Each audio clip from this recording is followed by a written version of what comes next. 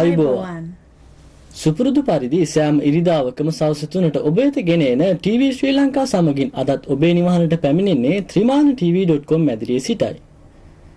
ඒ සිංහල සංස්කෘතික සහ ප්‍රජා සේවා පදනම සහ වර්ණ මල්ටිමීඩියා සමගින්. From Varna Multimedia's trimanatv.com studios, we bring you TV Sri Lanka every Sunday at 3 p.m. This program is brought to you by Sinhala Cultural and Community Services Foundation and Varna Multimedia. Today in our program, we have a dance feature, local news brief and other Pilisandara discussion. ප්‍රථමයෙන් ඔබගේ රසස්වාදනය සඳහා රශිකා කුලසිංහයන්ගේ විශ්ව රංගායතන ඉදිරිපත් කරන නර්තන විචිත්‍රාංගයක්.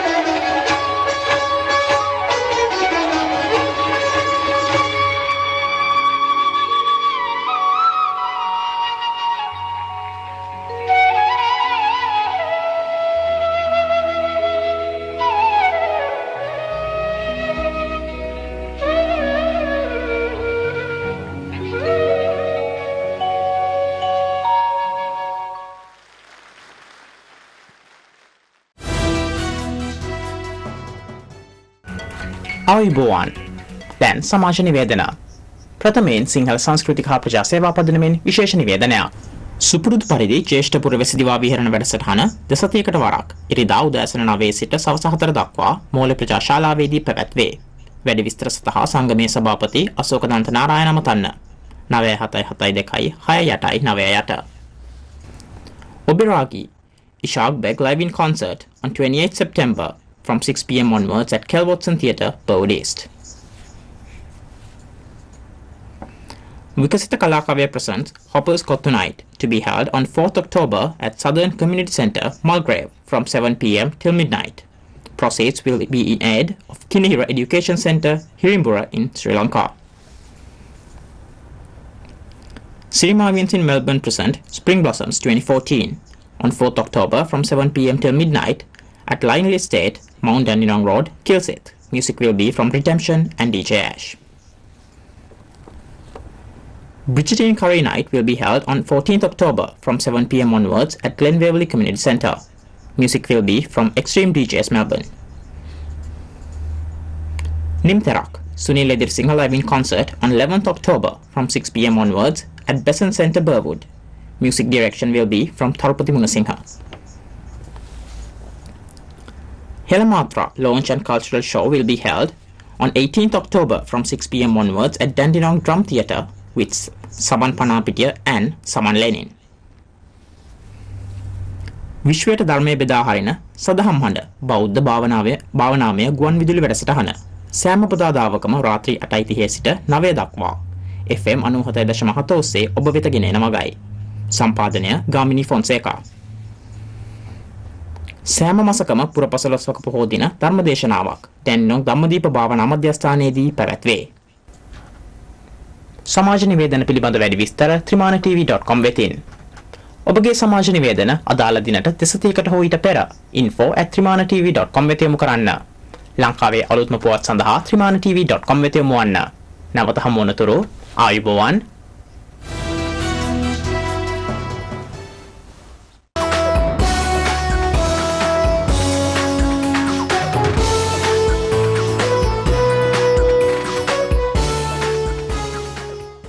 Ayubowan, Pilisandara is presented by Ranjit Soisa. It's recorded at Trimana TV station. We have today with us Dr. Mahendra Pereira to discuss a very interesting subject, near-death experience, coined somewhere around 70s by a writer, Raymond Moody. And there are a number of aspects which we are going to discuss in this program about the near-death experience. First of all, can you please introduce yourself to the audience? I'm Dr. Mahendra Pereira. I'm a practicing psychiatrist, having worked here for almost 20 years now. And my practice, I got through from Peradeniya University in 1975. And then did my postgraduate qualifications both in Sri Lanka and overseas. However, the near-death experiences is something which is not part of the practice I do, but a side interest of mine, although it comes very close to the matters of the mind. What made you to be interested in this particular subject? First of all, I saw a book by the author you mentioned just now, Raymond Moody, way back in 1975. And I actually wrote off to him and he sent me a copy of that book. I read that and since then I have been interested in this topic. However, with pressures of work and so on, I couldn't pursue that very much. But now that I have more time, I got more involved in studying this phenomenon. What is significant of this particular phenomena? There are a number of different aspects to this, and if I can kind of explain the near-death experiences first, then we can go on to the significance that arise from it. Yes, okay. Is that okay? Yeah. So what we need to remember is that by definition, and we don't have a very strict definition, a near-death experience is something that happens when either you are faced with a situation where you potentially could be killed, or you lose consciousness for whatever reason and are even pronounced dead and revived, or where you were suddenly faced with an unusual crisis, as it were. And people have to come back to their senses to tell the story.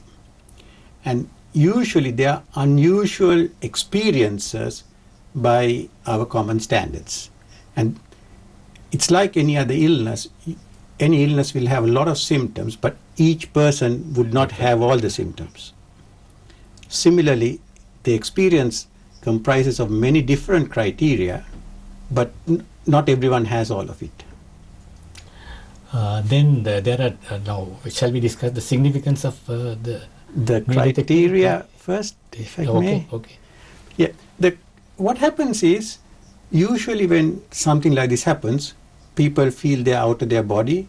They feel they may be pulled through a tunnel. They may hear noises. They might meet other dead relatives or unknown people, but who they are believed to be dead. And a very important component here is they say they get drawn to a being of light. And in that situation, it says warm, enveloping being, which people interpret in different ways. And there's a thing called a life review where they say their entire life they could see in front of their eyes in a flash of a second virtually.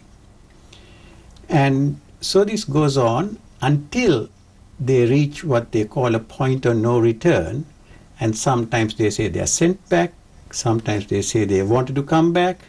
and so on, and then they come back to consciousness. It's actually the loss of consciousness is the main reason.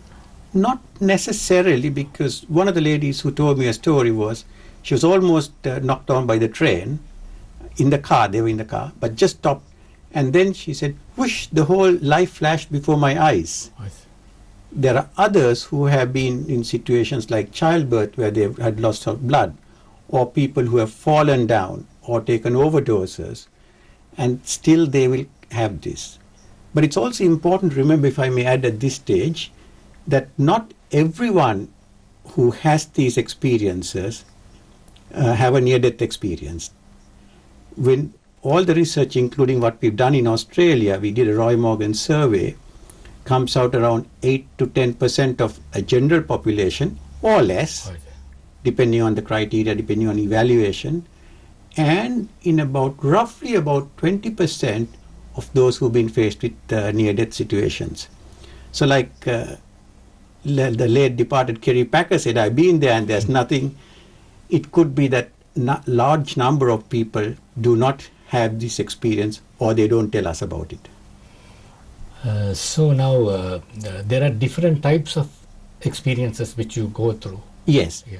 Like the ones I've outlined, they can, for example, some people might say that, look, we just went out of our body, we saw some people, we were told it's not our time and were sent back. Another person explained to me how when they were driving a car in their 20s, and this person told me when they were 50 odd years, there's a very clear, vivid recollection of it, that there were 5 of them in the car,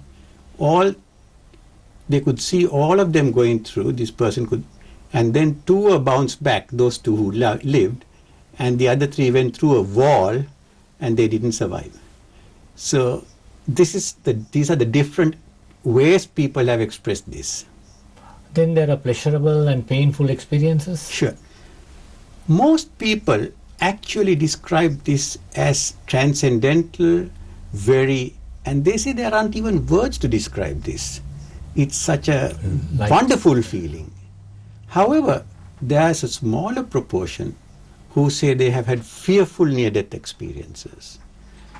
And I think this could also be some influence on their culture.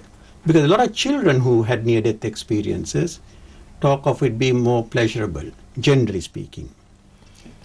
Now, the pleasurable experiences are limited to children, or? Now, again, it's across the range, but most of us learn fear. Fear is a learned response.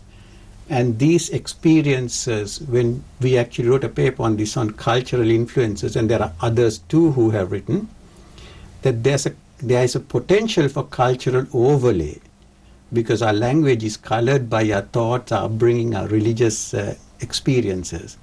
But there's a core that is quite constant.